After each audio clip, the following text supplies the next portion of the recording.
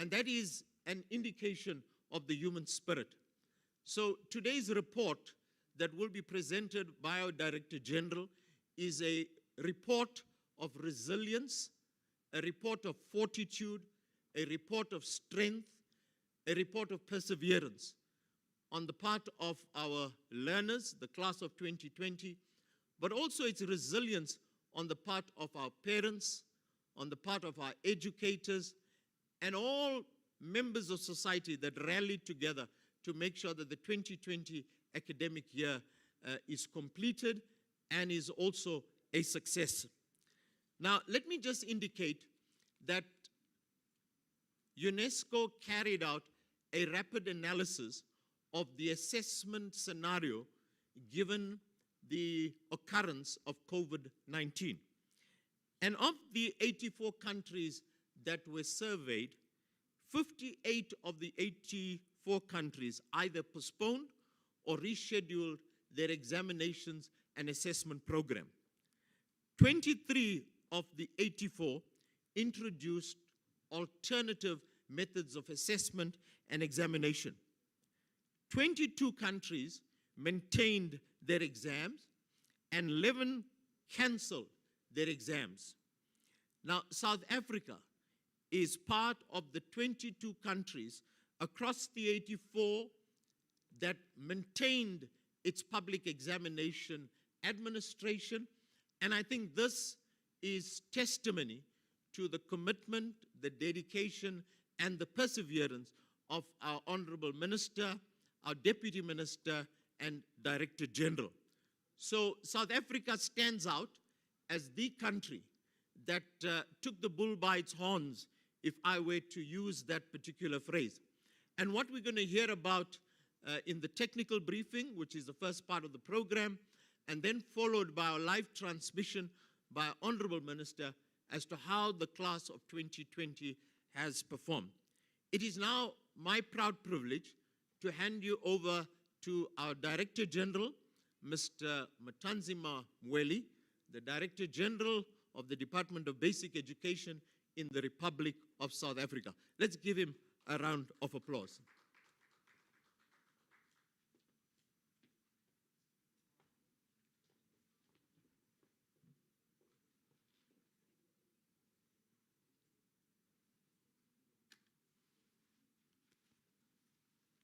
Thank you very much, Dr. Polia, the Chief Director for Public Exams and National Assessments, leading a capable team of exams, right from national up to provincial level. I want to acknowledge the Minister, Deputy Minister, and MECs, and my colleagues, HODs from the 9 provinces, officials from both the Department of Basic Education and Provincial Education departments, as well as members of the media who are here and out there.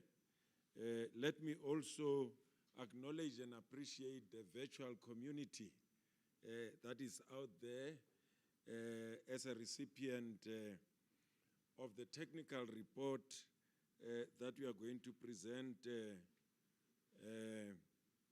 this afternoon. I'm going to try and go through this report as quickly as I can.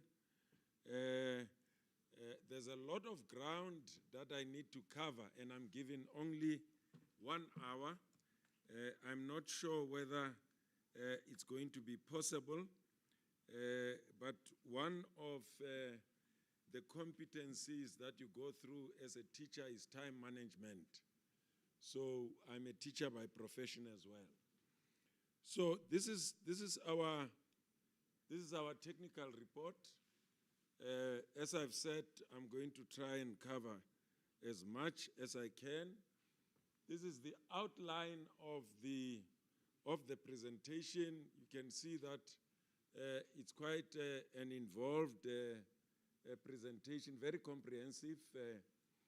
In terms of the introduction, we usually call this our mantra It's an extract from the National Development Plan.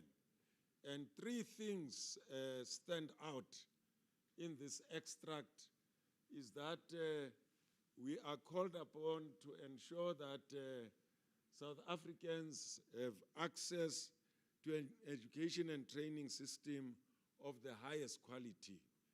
That's the first point. The second point is that we must always strive to improve learning outcomes. And the last point is that we have to ensure that our performance in international tests is in keeping with countries of the same level of development when we participate in international tests.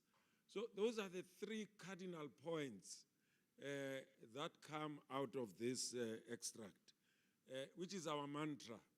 Everything that we do in the sector, in the department, must be geared to achieve these three cardinal points that are drawn from this extract. Size and shape, this is very important. More often than not, analysts and many people who take interest in looking at the data for public exams, they can't avoid to compare, but we are also saying look at the size and the scope of the sector. 9 provincial education departments, 75 districts, as you can see, and you have 889 circuits, 25,199 schools, 23,004 of those are public schools, 2,195 are independent schools. Independent schools have grown in the last few years, but you can see that the provision of education in South Africa is largely from your public schooling sector. Well, we break this down into, provinces. KwaZulu-Natal is the biggest part of the system. In terms of the learner numbers, they've got the largest number of educators, the largest followed by Gauteng, and then Eastern Cape, and then the rest of the other provinces. So when we compare, it's very important that you take this into account because the numbers are very important.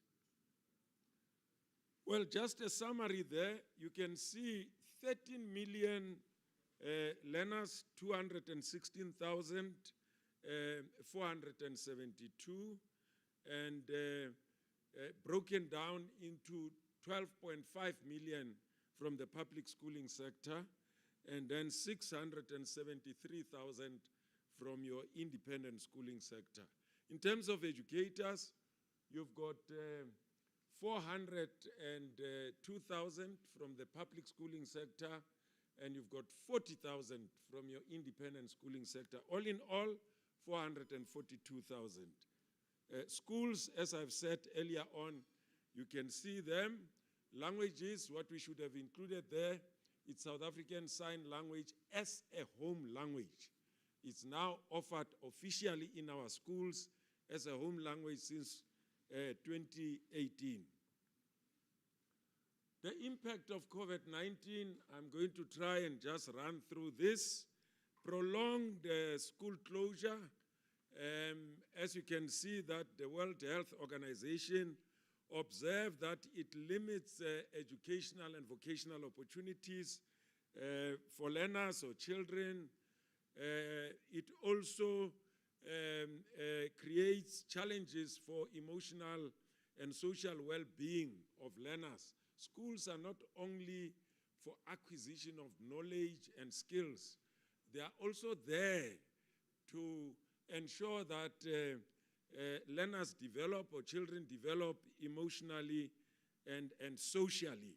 So if schools are closed, they deprive or deny children the opportunity for social and emotional well-being.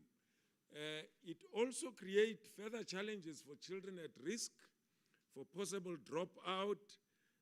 It also even lead to early unwanted child marriages and teenage pregnancy, but also which is also important, it deprives learners and children from receiving school-based services such as school feeding, from nutrition program, immunization, mental health, and psychological support. That is the value of a school, not only acquisition of knowledge and skills, but this basket of services are also supposed to be provided to learners or children at school. Now, this is the work done by our very capable research team, together with Dr. Nick Spall, who launched the research last week. I think it was last week, Wednesday, on the 17th. I'm going to share some of their findings, which look at attendance rate, which also look at worries from adults regarding children who are returning to school, but also look at issues of health risk, looking at learning losses, and whether schools are ready for the returning learners, and other costs for school closure. I'll try and run through that quickly. As you can see, the green line represents the ideal when all things are equal. Now, with the impact of COVID-19, our team of researchers, together with our economic analyst in the department, went through an exercise where they could project the impact of COVID-19 on our schooling system in terms of reading, that if you do not come up with catch-up plans, what is likely to happen? If you come up with catch-up plans that are going to mitigate about 10%, what's going to be the effect of that? It's all there on the screen. If it's 20%, what's going to happen? If there's nothing that's going to happen in terms of catch-up plans, then the red line becomes significant.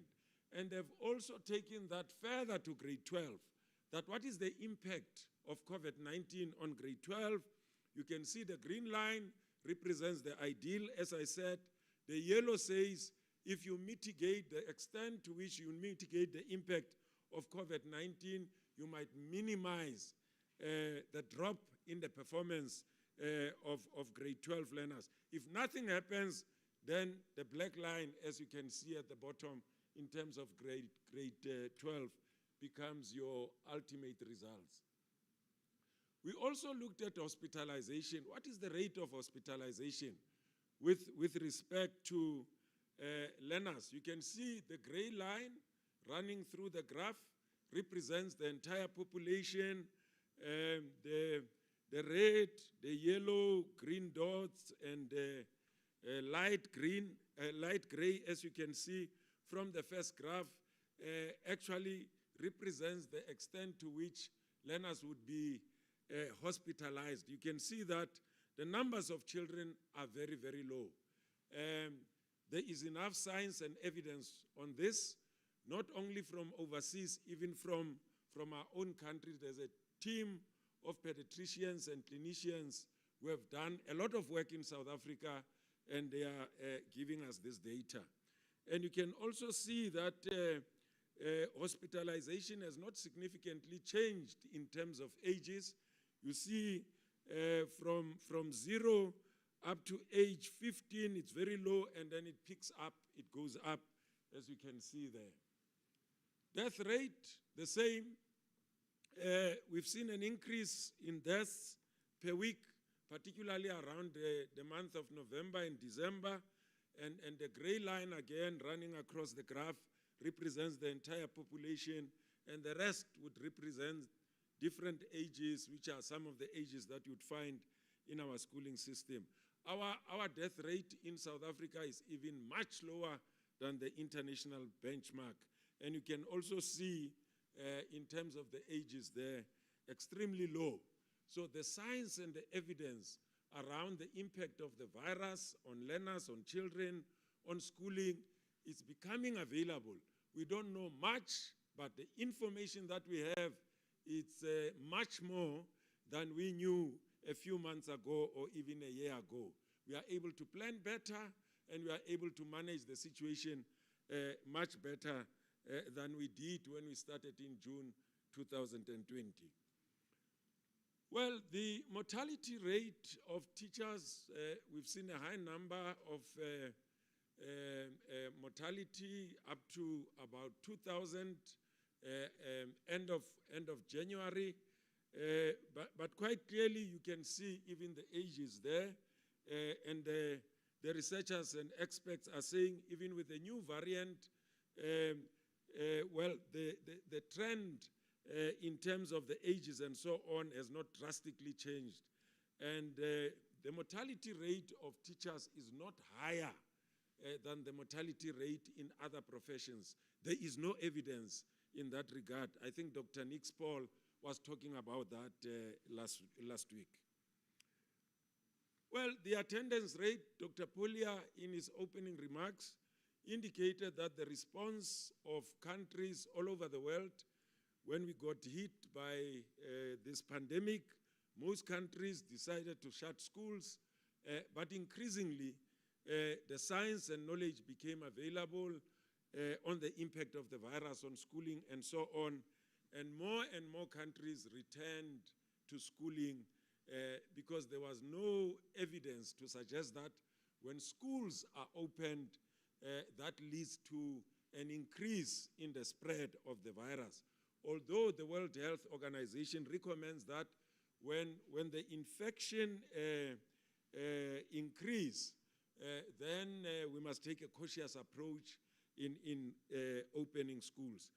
We went back on a staggered approach. We started with grade 12 and grade 7, as you can see, and then we brought in the rest of the grades, and even the confidence from parents and the public started to build up. And credit goes to our officials, to our school management teams, to our teachers who were working very hard to stabilize the situation, to calm the learners down, and get them to focus on teaching and learning. And indeed, as Dr. Polia observed, 2020 was an extraordinary year worldwide. It was an extremely difficult year, but thanks God, we managed to some extent. These are some of the areas that our research team looked at, 9 areas. You can see the readiness of facilities, water and sanitation. As you'd recall, we had 3,500 schools which did not have running water and didn't have sanitation. We had to make sure that before we reopen schools, all of those schools are provided with water tanks. There are tankers that are supplying water on a regular basis. We provided portable sanitation facilities to those schools. We also looked at orientation, and that's why we brought in your exit grades to ensure that you've got a strong human infrastructure to receive the younger learners who will be coming into the system. Psychosocial support was very important. Nutrition, out of school and during school became a very important matter that we needed to provide. You'll see some of the findings as they relate to social protection. Curriculum is the highest, as you can see, and then the provision of personnel, teachers with comorbidities, we needed to replace them, and scholar transport and others. Now you can see that the open grades attendance rate just shot up to a very high level as parents and learners started to gain confidence that indeed they could continue with their schooling and learn to live, coexist with the virus.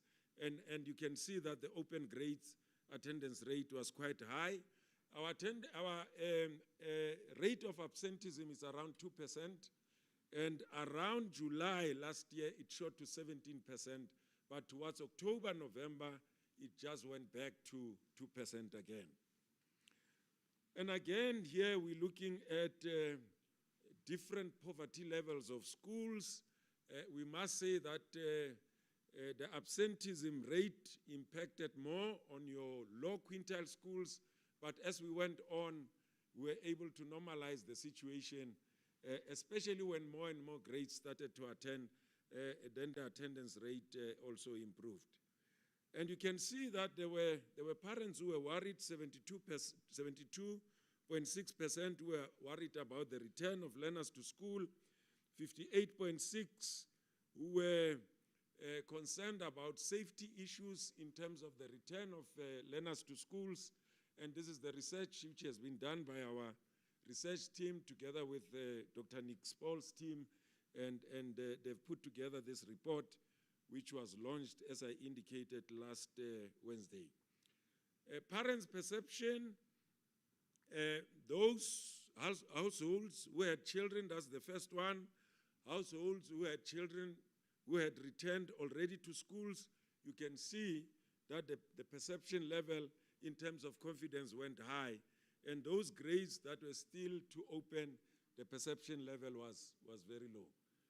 Here is simply a summary which says that if you're able to get most of your grades coming back and attending as regular as possible, your curriculum coverage, time for teaching becomes more available to learners.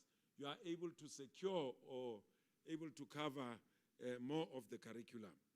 And these are the summaries of the findings. Clearly what they are saying is that we had a challenge about the attendance rate when we started, but over time that improved, and that became very important. But the timetabling model also contribute to either attendance rate or even curriculum coverage. It's also important to keep schools as open as possible, and priority must be given especially to early grades, because the young ones, if they stop going to school, they forget about what they have learned. When they go back, they have to learn afresh, and that's the effect of it to them. And this is just, as I said earlier on, social protection, which is offered by schools in terms of the provision of the National School Nutrition Program. You can see in terms of different categories of households how they were able to still benefit from the National School Nutrition Program. But the closure of schools made it difficult, because schools are the infrastructure through which we're able to provide feeding to these young people. Now, the class of 2020, Dr. Polia observed that it was the most difficult year, 2020, and this class, like all other classes, it entered grade 12. In fact, it entered their schooling in 2009 and had a relatively stable year of schooling for 11 years. But in their 12th year of their schooling, they had to be confronted with the challenge of the pandemic. This is what characterized 2020. You can see extended school closure, learner absenteeism, the need for psychosocial support. In some instances, it was not enough. In other instances, it was not there at all. Teacher absenteeism, teachers with comorbidities, school closure and closing and opening and so on. Learning under COVID-19 conditions was one of those things that this class had to deal with. Well, going further, it is the 7th cohort to sit for the NSC based on the CAPS policy, and the class of 2020 entered, as I said, grade 1 in 2009, had a relatively stable schooling period until 2020.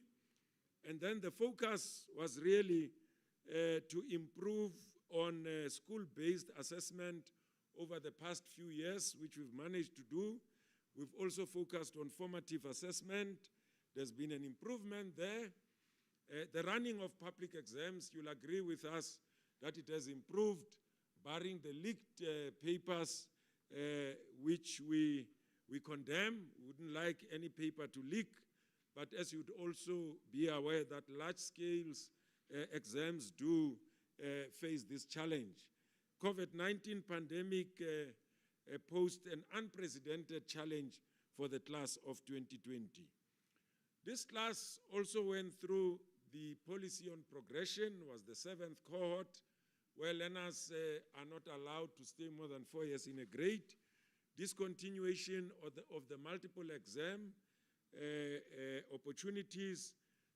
They also went through the offering of South African Sign Language as a home language for 3 years now, and also introduction of specializations in the technology subjects, 11 of those subjects which were introduced 3 years ago in 2018, but also enjoyed the split of accounting and business studies for the first time. This is the first group that wrote accounting and business studies split into 2 papers. And it's important for you to also be aware of the fact that assessment bodies such as IEB have been writing these subjects split on 2 papers. And the abolishment of the designated list of subjects also which took place in 2018. What is the strength of the class of 2020? Now, what we did was to compare the performance of the 2020 class when they were in grade 10 with the performance of the 2019 class. Why did we do this? We did this because the 2019 class, before the 2020 class, it's our strongest class ever. It has achieved the highest level of performance, and therefore it became important for us to compare the 2. And we had to do that under the same conditions, more or less the same conditions. And you can see that except for life sciences, in the subjects that I have flighted in grade 10, the 2020 class outperformed the 2019 class. And the list continues still in terms of grade 10. You can see again, except for mathematical literacy and mathematics, the 2020 class outperformed the 2019 class in grade 10. Moving to grade 11, the same comparison, you can see all the way in these subjects, the 2020 class outperformed the 2019 class in grade 12 results. And the list continues, and you can see in South African Sign Language, that's where the 2020 class got outperformed by the 2019 class. And as we continue with the list, we can also see that the class of 2020 continued to outperform the class of 2019 in the grade 11 results. Somebody might say different standards in different schools and so on. Well, standards have been built over years in our schools, and particularly from grade, if it comes to the National Senior Certificate from grade 10, 11, and 12. In fact, you'd find that the standard set by some of our schools is even higher than the standard that you find in the final year exams. And they do that to prepare their learners for the final year exams. And these are schools that get 100% year in and year out because they've raised the bar. And they make sure that in their internal exams, the bar is raised, sometimes even higher than the final exams. This is the summary. You can see that in terms of grade 11, 10 out of 11 home languages, the class of 2020 outperformed the class of 2019. 12 out of 12 high enrollment subject in grade 11, the class of 2020 outperformed the class of 2019. You can also see in terms of grade 10 out of 12, in 8 of the 11 home languages subjects, the class of 2020 outperformed the class of 2019. The same applies to high enrollment subjects. This is very significant because there's been no year that presented the conditions and the challenges of 2020. So the best comparison is when you use the data of the same conditions, which is what we've tried to do. And many experts are applauding us for that. And this was very important for that, because you need to know what are the areas of weaknesses that you need to focus on to provide support to the class so that it continues to perform better in their results. This is learner support. Learner support happened at national and provincial level. I want to commend our heroes and heroines who've been working extremely hard. There's been no weekends, no holidays for our teachers and some of our officials who are working flat out to support the class of 2020. We also saw that support coming from the National Department of Education, provincial education departments. This is part of the evidence of what I've just shared, some of the pictures of what was happening to support the class of 2020. I like giving this example. I went out to visit learner support programs carried out over Saturdays and Sundays, and I met with some young people, and I said to them, why are you at school on Saturday and Sunday? And the response that I got was similar to the response that I usually get from my youngest daughter. And they said to me, it's our future. It's about our future. That's why we are here. And I came back quite motivated. I thought I was going to motivate them. I came inspired, knowing that the future of our country is in safe hands. And what really came to the party was innovation throughout the system, from school level, from district level, from provincial level, and even at national level, going beyond the call of duty. I also had the opportunity to talk to some of the teachers. I said to them, don't you have a social life? What happens to your family? Don't you have friends? They said, we have to come and support this class because to them, it might be the only opportunity that they have to decide on their future. It was quite exciting, getting those responses from the ground. As we moved from one province to the other, I think it would be safe for me to claim that we've interacted with this class more than any class that we've ever worked with. And I can even go further and say some of us spend more time with these children more than our children, because most of the time we were out to support provinces, to support schools, and we were quite encouraged by what teachers were doing, what officials were doing. It was just amazing. The school management teams, the level of resilience was just amazing. The courage that we came across from these young people, from the teachers, from the school management teams, and our school principals, it really gave one a beacon of hope that even in the midst of almost hopelessness, there are people who are focused and determined to make things work. And I hope this evening's results will bear testimony in that regard. The exam, quickly, we had to combine the May-June exam with the November-December exam because we couldn't administer the May-June exam, and that really meant to provincial education departments that they needed to get more venues. Gauteng used to have, for instance, 10 marking centers, and I think because of COVID-19, they had to, to move to 30 marking centers. And the same goes on with big provinces such as KZN.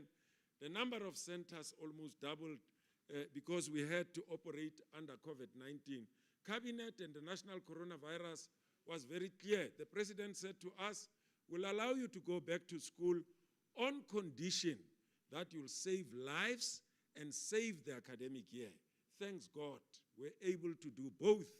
When we met with our counterparts from Kenya last week, you know that some of the experts were saying forget about 2020, it's gone. Kenya has canceled the academic year. When we met with Kenya last week, they said, how did you make it? And we had the opportunity to share experiences with our sister countries. In brief, this is what the combined exams would look like from June. You have those three small segments. You've got the old amended senior certificate candidates. You've got learners who would have modularized. MEO means multiple exam opportunities. You write only those subjects that you are ready to write. You don't need to sit for all of them. That's the opportunity that we had given to young people before 2020. And I'll explain more about 2020 now. And then you also have the 2019 NSC candidates who might want to improve in one or two subjects. And the November exam would have your full-time and part-time national senior certificate. The size and scope of the exam, you can see what got us to really defend reopening of schools. We were taken to court 8 times. And thanks God again, all courts, including the Constitutional Court, out of 18 were taken 3 times to the Constitutional Court. They ruled in our favor. And so you had 607,000. Those are your NSC candidates, full-time candidates. 117, they are your part-time candidates. A drastic drop compared to previous years. You'll see that. The amended senior certificate, 168,000. And 2020 June, NSC candidates, as I explained earlier, on 75,000. The MEO candidates, 85,000. All in all, 1 million. We've never administered an examination involving 1 million candidates. It was the first time.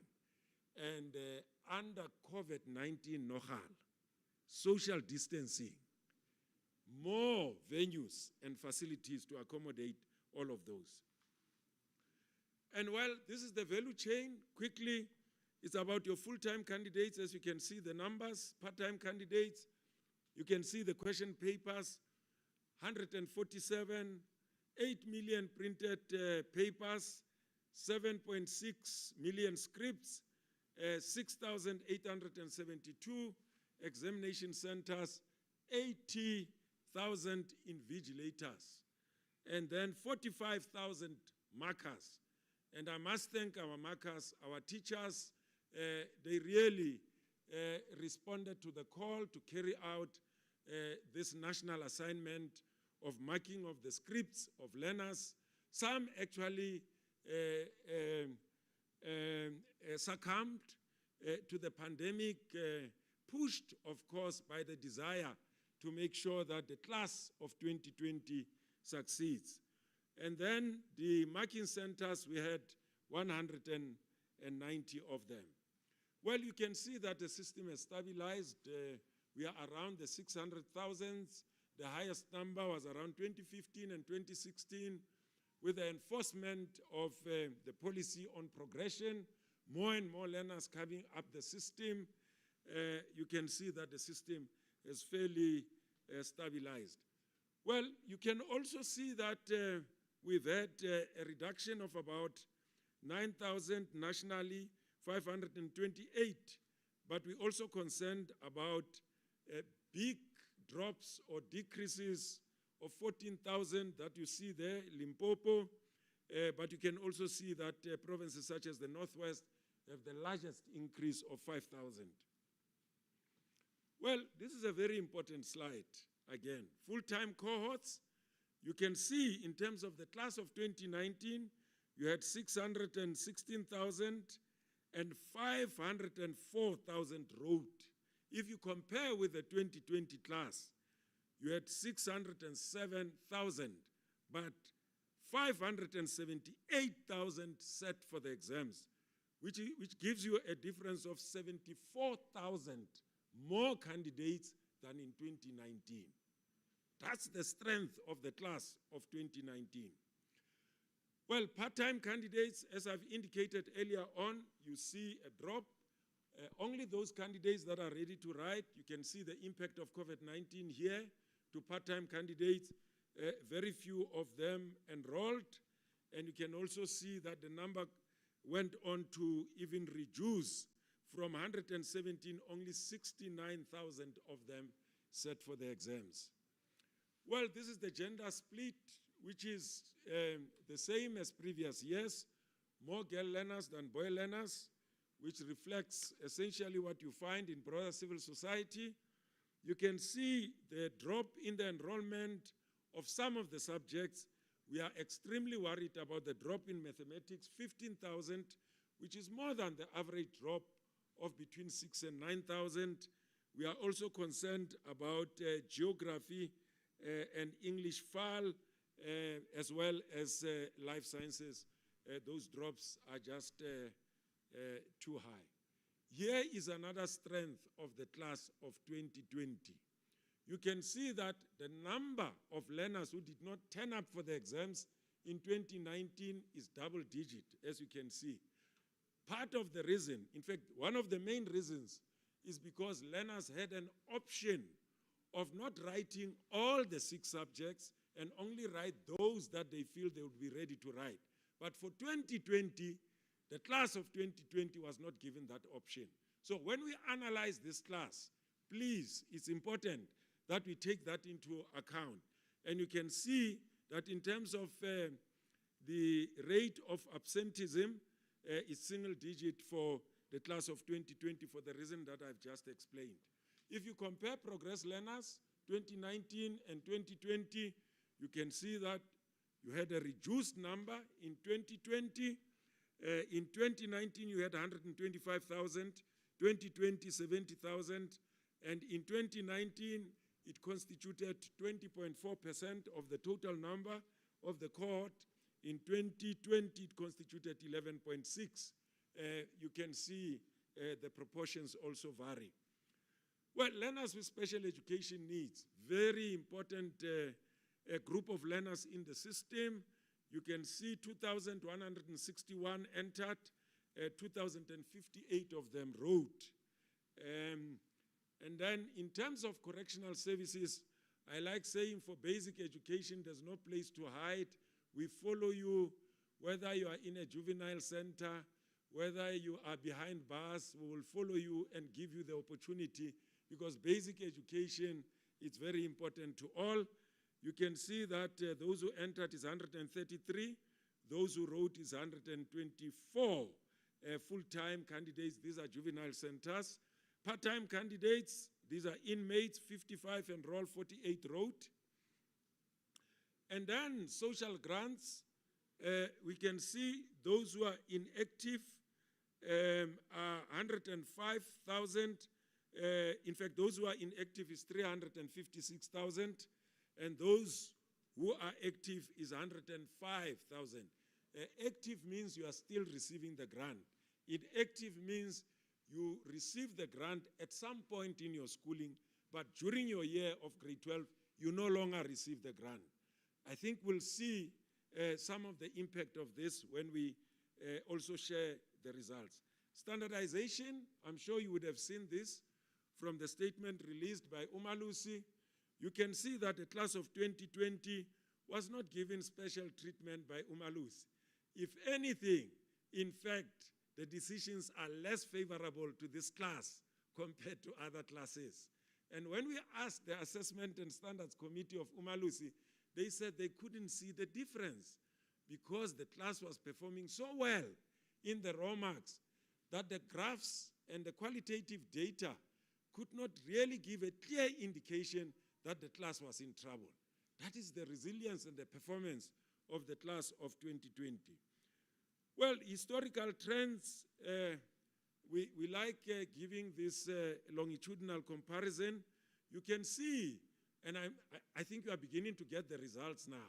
If you look at that graph carefully, this is the results that you are beginning to get.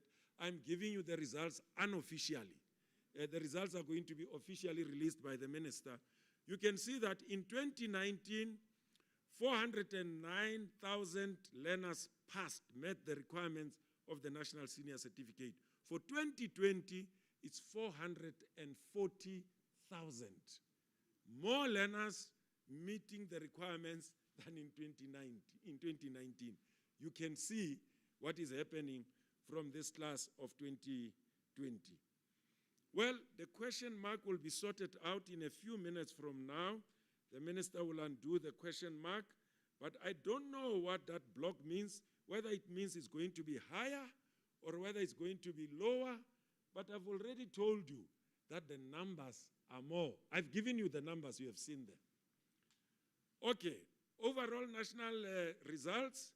Again, we will unblock this. We'll see what is the achievement in terms of numbers and achievement in terms of percentages, which province is number one, whether it's going to be Eastern Cape number one, or whether Mpumalanga is coming out with guns blazing this time. Nobody knows. It's still to be unfolded in a few minutes from now.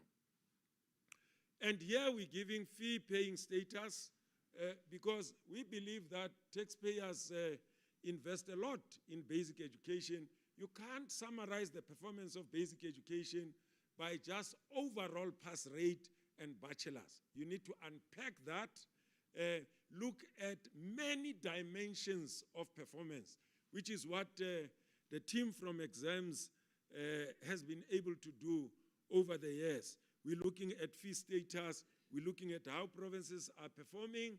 We can even go up to district level. At some point, we even go up to school level. How is the school performing and the circuit? NSC passes by qualification type. You can see we have given you the diplomas. The diplomas are nicely up with 150,000. Higher certificate, 79,000. You can see NSC, 61. What kept the country fighting for 3 to 5 years, over 30%, is that number, 61. You can see it doesn't even make a percent. It's 0.0%. People were fighting and quibbling over this thing of 30% and so on. I don't think it's worth spending your energy and time on it. Qualification type or passes by fee status, we've provided there. Even the performance of different provinces, we've been able to provide you with percentages. You can actually work out the overall pass rate if you pull those figures together quickly. Somebody who's wired in arithmetics, who's able to put numbers together quickly, you can work out the pass rate and the bachelor passes there. Well, again, passes by qualification, and we also look at fee status, and we are ranking different provinces there, because sometimes a province might be number one overall, but it might not be number one in terms of no fee paying schools. It might not be number one in fee paying schools. It might not be number one in independent schools. And these are dimensions that we are looking at. And the numbers of those categories also are important to take into account. Again, you can see in terms of the bachelor pass trend percentage, we've put in a question mark, which will be resolved in a while from now. And you can see in terms of the actual number of bachelors, and I'm giving you, I'm releasing the results again unofficially. You can see that bar is higher than the bar of 2019. And the 2019 bar was the highest before this one. What I can't give you is the number, but you can see what is happening. Actual numbers, the class of 2020. Well, we can also say the Gauteng and KwaZulu-Natal account for almost half of the total number of bachelors in the country. You can see, the performance of those countries, those two provinces, sorry, that they account for almost half of the bachelors in the whole country. And you can see, we're giving you again the ranking of the provinces. You can see in terms of bachelors, Gauteng is leading, followed by Western Cape, and then Free State. And very interesting trends that are beginning to emerge, and we can start even to project as to which one could be number one. Bachelor achievements, will provide more details later. This is one of the slides that when we presented to the president, he said, wow. The one on the number of bachelors and the one on the poverty ranking here, you can see that your quintile 1 to 3 have improved by about 0.8%. You can see quintile 4 and 5 dropped a little bit, but you can see the gap is actually closing because between your affluent and your less affluent schools, which is very important to check whether policies of government are making any impact on schooling and whether there's convergence in policies of government. Progress learners excluded, you can see if you exclude progress learners for the class of 2019, the difference is 1.1%. But I think we'll see what happens when you exclude progress learners for the class of 2020, because it will tell us about the strength of this class. Well, I'm now giving you the results again, unofficially. Progressed learners excluded. You can see the Free State is leading the pack at 91.6%, followed by Gauteng. If this trend is anything to go by, that's quite interesting. It begins to spell what the minister might be announcing later today. And then this is 2019, 2020, and now we give you the information for progress learners in 2020. You've got all the information which is there, the number that wrote, and the number that met the requirements, bachelor's, diplomas, higher certificate, NSC, and so on and so on. You can see that this class slightly performed better than the class of 29 in terms of the actual numbers. But in terms of percentages, it performed far low because the class of 2019 performed at 68%. This one is 37%. But actual numbers, this class is higher than the class of 2019, even for progress learners. Well, you can see Free State is leading the pack of progress learners only, followed by Mpumalanga. As I told you, we're not sure whether number one is going to be Mpumalanga and so on. You can see the trend is beginning to emerge, and Gauteng number 3. Whether Gauteng will remain number 3 or whether it will go to number 1, I don't know. I see the HOD of Gauteng is here. The district manager of Tshwane South is here. Maybe there's something in the pipeline. They might know what I don't know. School performance by quintile. Well, 2020, I think for quintile 1 to 3, in terms of 80 to 100%, schools that got 80% to 100%, it's around 1,700, which is more than half the percent there. And then in terms of schools that got 100%, it's also more than 50% of the total number of schools. Subject performance, in terms of 30% level and so on, the class of 2019 outperformed the class of 2020. But look at this. As you move higher, you've got quality in the 2020 class. This is a special class, I'm telling you. As you go higher, you can see they only dropped in English FAL. They also dropped in life sciences and physical science. But the rest of your 12 key subjects, I think they performed very well. Languages, except for isiXhosa, slight drop by point-something percent. isiZulu, slight drop, point-something percent. And Sesotho, point-something percent. Overall, the class of 2020 outperforms the class of 2019. I don't know how many times I've said this. Okay. First additional language, only Afrikaans went down with about 2.2%, as you can see. But English, the class of 2020 outperformed the class of 2019. District performance, I'm about to finish now. You can see that we've dropped in the 2019 class. As you can see, no district performs under 60%. But look at 2020, 2 districts, and they both come from Limpopo, unfortunately, And there's an increase from 9 to 17 in terms of those who perform under 17. And you can see where they come from. Limpopo, Northwest, where I come from, Northern Cape has contributed 3, all in all 17. Well, top districts. Well, we will unfold, but I can tell you that some provinces account for 6 out of 10. One province account for 6 out of 10 top districts. The other province accounts for 3 out of 10, and the third province accounts for 1, or has got one district in the 10 top districts.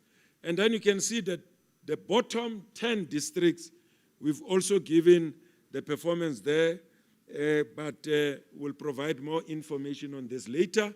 We're also providing fee status here. And we also do the ranking, both in terms of districts and provinces. Learners with special education needs. This is very important. Out of 2,058 learners who sat for the national senior exam, 943 of them received bachelor's or got bachelor's, attained bachelor's, and 582 got diplomas, and then 204 got higher certificates, and of course 28 NSC, and those who did not achieve, it's 14 who take 5 subjects, those who take 6 subjects is 287. It's an excellent achievement. I'll reflect on that when we round off the presentation, which I'm about to do. Now, look at the distinctions again. Except only for one province, all provinces have gone down in terms of the number of their distinctions. The class of 2020, performing better than the class of 2019. And again, in terms of the 12 key subjects, in terms of distinctions, distinctions have gone up. Afrikaans Val has gone down. You can see history has gone down, and Maths Lit has also gone down, and physical science. But the rest of the subjects, you can see that the class of 2020 again outperforms the class of 2019. Now, distinctions from progressed learners. The distinctions obtained by progressed learners in 2020 far exceed the distinctions obtained by the class of 2019, and we're providing some of those details there. Social grants, all in all, 65.8% met the requirements, passed. You can see that 491,000 wrote, 323,000 of them passed. I think the minister and my colleague, Mr. Mkunu, the acting DG, will be very happy to learn that learners who are supported from social grants are performing this way. And here comes a very interesting picture, which I reflected on earlier on. Learners who are active performing at 84% pass rate, compared to those who are inactive performing at 60.9%. There must be something that cushion, that provides the requisite support. It doesn't matter, the amount of money that is involved, but it does seem to make a difference from the data that we have in here. Well, you can also see the gender split. Unfortunately, ladies, I've got to say to you, I wish I could say something different. Boys are outperforming girls, which is not usually the case, but in this case, the boys are making good use of the social grant, and they seem to outperform girls. And then in terms of the 3 categories of the social grants, care dependency, child support, and foster care, child support is the highest in terms of performance, 73.6, followed by care dependency at 71.5, and then the third, which is the lowest at 69.8, is foster care grant. We need to study this, analyze this with social